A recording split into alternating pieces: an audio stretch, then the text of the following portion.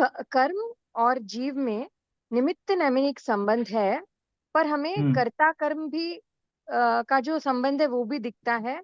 तो इसको कैसे समझे? देखिए, इसमें ऐसा समझना, कर्म और जीव में है तो सिर्फ निमित्त और नैमित्तिक संबंध ही। अब आपका प्रश्न है कि हमको कर्ता कर्म भी दिखता है। मैं पूछता हूँ, ये तो आपको दिखता है। मतलब प्रश्न क्या है उसका? आवाज आ रही है बराबर? जी। हाँ। ये थोड़ी नेटवर्क की समस्या है शायद। मैं यूं पूछ रहा हूं कि कर्ता कर्म दिखता है। कर्ता कर्म क्यों दिखता है? सबसे पहले तो ये समझ लीजिए, कर्ता और कर्म का संबंध एक ही द्रव्य में घटित होता है। षट कारक एक ही द्रव्य में घटित होते हैं, इसलिए कर्ता कर्म का संबंध भी एक ही द्रव्य में घटित। अगर जीव और कर्म इन दोनों में परस्पर में अगर कुछ संबंध बनना है, तो वो निमित्त नैमित्तिक का कहा जाता है। वो भी बनता बनता क्या है? निमित्त नैमित्तिक का कहा जाता है, बनता नहीं है। कर्ता कर्म तो तब होते हैं जब जीव और कर्म एक हो जाते हैं। अब आपका प्रश्न कि हमको कर्ता कर्म दिखता है, तो दिखने में तो बहुत से लोगों को जाने क्या क्या दिखता है। भाई, दुनिया भर के लोगों को ये शरीर ही आत्मा दिखता है। मिथ्या दृष्टि को शरीर ही आत्मा दिखता है, उसको ये अलग नजर ही नहीं आता, है ना? तो वो उसको कैसे समझे? समझना तो यही है कि भाई दो अलग द्रव्य हैं, तो दो अलग द्रव्यों में कर्ता कर्म संबंध बनता ही नहीं। नास्ति सर्वोपि संबंध, आचार्य देव ने तो इतना लिखा। दूसरी बात, यह परिणमति से कर्ता, जो परिणमन करता है वो कर्ता होता है। यह परिणामो भवेत तो तत्कर्म, जो उसका परिणाम है वो उसका कर्म है। या परिणति क्रिया सा, और जो परिणति यानी जो पर्याय हुई वो उसकी क्रिया है। त्रयम अपि भिन्नम न वस्तुतया, ये अमृतचंद्राचार्य का कलश। ये तो तीनों के तीनों वास्तव में भिन्न नहीं है। कौन तीनों? कर्ता, कर्म और क्रिया।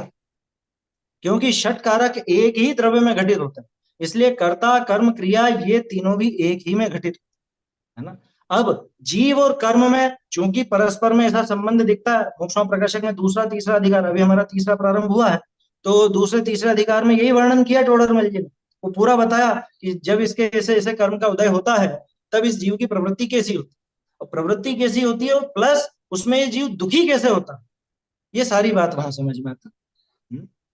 तो कर्ता कर्म का संबंध वास्तव में है नहीं, वहां पे तो निमित्त नैमित्तिक संबंध ही समझना चाहिए।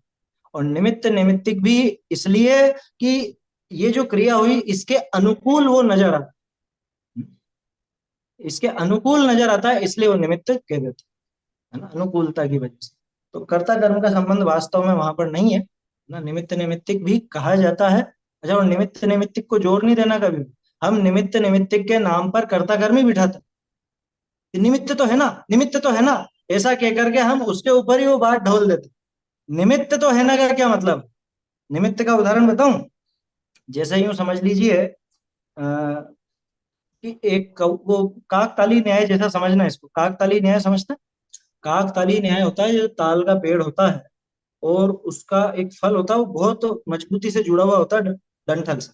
अब एक कौवा आकर के उस पर बैठा और बैठ करके हाथों हाथ उड़ा, कौवे का बैठना हुआ और इधर फल का गिरना। कि खींचने पे भी जो फल नहीं टूटता, वो कौवे के बैठने से टूट गया। कौवे ने तोड़ दिया?